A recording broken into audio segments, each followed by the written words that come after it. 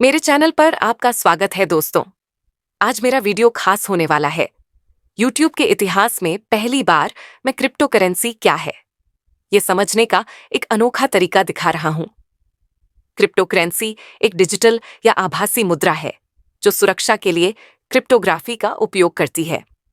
Dollar या euro जैसी सरकारों द्वारा जारी की जाने वाली पारंपरिक मुद्राओं के विपरीत क्रिप्टो करेंसी ब्लॉकचेन तकनीक पर आधारित विकेंद्रीकृत नेटवर्क पर काम करती हैं।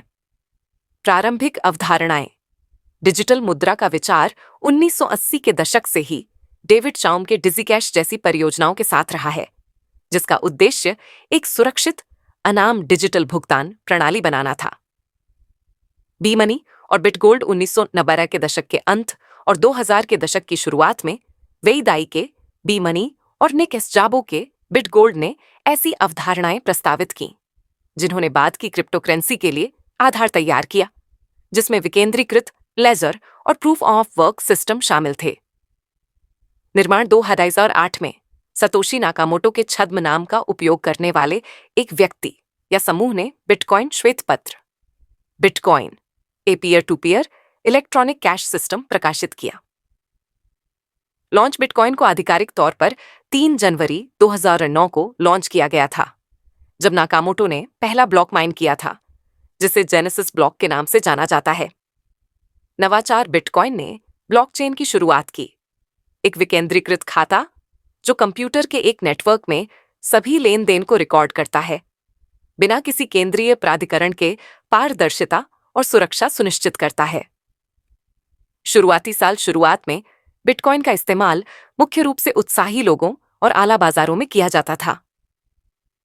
पहला जात वाणिज्यिक लेन देन 2010 में 10,000 BTC के लिए 2 पिज्जा की खरीद थी। माउंट गोक्स और बाजार में उतार चढ़ाव माउंट गोक्स जैसे शुरुआती क्रिप्टोकरेंसी एक्सचेंजों ने हैक और पतन जैसे मुद्दों के बावजूद बिटकॉइन की कीमत की खोज में महत्वपूर्ण भूमिका निभाई। ऑल्टकॉइन का उदय बिटकॉइन की सफलता के बाद अन्य क्रिप्टोकरेंसी उभरी, जैसे कि लाइटकॉइन 2011, रिपल 2012 और इथीरियम 2015, जिनमें से प्रत्येक ने नई सुविधाएं और उपयोग के मामले पेश किए। परिभाषा ब्लॉकचेन एक वितरित खाता है जो कंप्यूटर के एक नेटवर्क में सभी लेन देन को रिकॉर्ड करता है। प्रत्येक ब्लॉक में लेन देन की एक सूची होती है और एक बार ब्लॉक पूरा हो जाने पर इसे रैखिक कालानुक्रमिक क्रम में श्रृंखला में जोड़ा जाता है।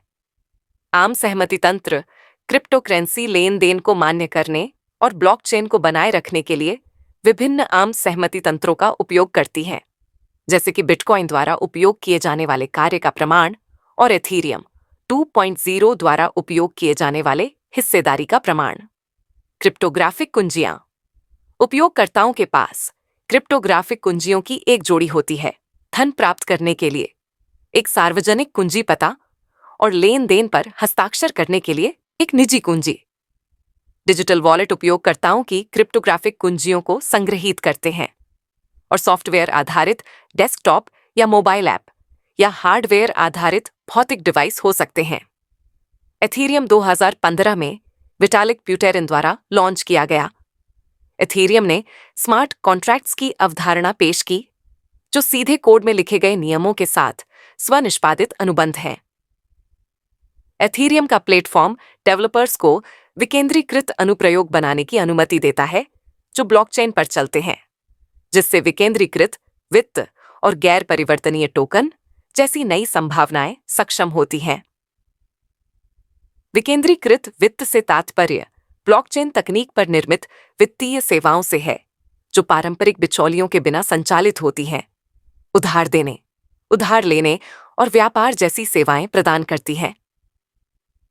गैर परिवर्तनीय टोकन अद्वितीय डिजिटल संपत्तियों का प्रतिनिधित्व करते हैं, जैसे कला, संग्रहणीय वस्तुएं और आभासी अचल संपत्ति, और डिजिटल सामग्री के स्वामित्व और मुद्रीकरण को बदलने की उनकी क्षमता के लिए महत्वपूर्ण ध्यान आकर्षित किया है। सरकार का रुख अलग अलग देशों में क्रिप्टो करेंसी को विनियमित करने के लिए अलग अलग दृष्टिकोण है, जिसमें पूर्ण प्रतिबंध से लेकर व्यापक नियामक ढांचे का निर्माण शामिल है। अनुपालन और प्रवर्तन मुद्दे, जैसे कि एंटी मनी लॉन्ड्रिंग और अपने ग्राहक को जाने KYC आवश्यकताएं क्रिप्टो करेंसी एक्सचेंजों और सेवा प्रदाताओं के लिए चुनौतियां पेश करती हैं। हैक और घोटाले क्रिप्टो करेंसी स्पेस में एक्सचेंजों, वॉलेट्स और निवेशकों को लक्षित करते हुए कई हैक और घोटाले देखे गए हैं। तकनीकी कमजोरियां, स्मार्ट कॉन्ट्रैक्ट्स और ब्लॉकचेन प्रोटोकॉल में बग और कमजोरियां महत्वपूर्ण वित्तीय नुकसान का कारण बन सकती है।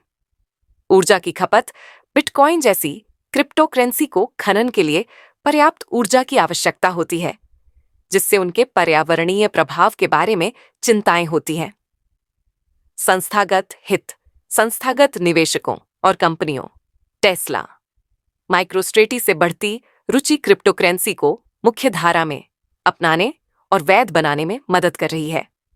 भुगतान एकीकरण प्रमुख भुगतान प्रोसेसर और वित्तीय संस्थान क्रिप्टो करेंसी सेवाओं को एकीकृत कर रहे हैं, जिससे उपभोक्ताओं के लिए रोजमर्रा के लेन देन के लिए डिजिटल मुद्राओं का उपयोग करना आसान हो रहा है।